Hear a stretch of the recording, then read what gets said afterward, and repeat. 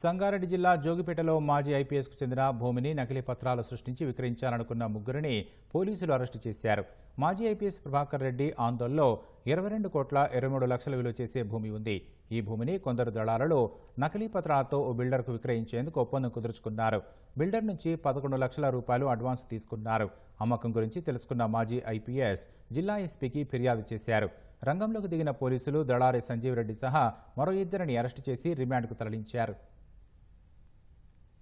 ఇది కుట్రపూరితంగా దురుద్దేశంతో ఒక 57 ఎకరాల భూమిని ఫేక్ అగ్రిమెంట్ ఆఫ్ సేల్ అనేది క్రియేట్ చేసి 22 కోట్ల 23 లక్షలకు దీన్ని చేజిక్కించుకోవాలనే ఉద్దేశంతో వేరే ఇంకొక వ్యక్తికి అమ్మి లాభ పొందాలనే ఉద్దేశంతో ఈ యొక్క ఫోర్జరీ కేసు మన దగ్గర మొన్న 6th రోజు రిపోర్ట్ అయింది.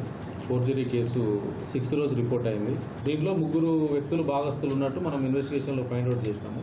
ఆ 3 కూడా ఈరోజు అరెస్ట్ చేస్తున్నాము.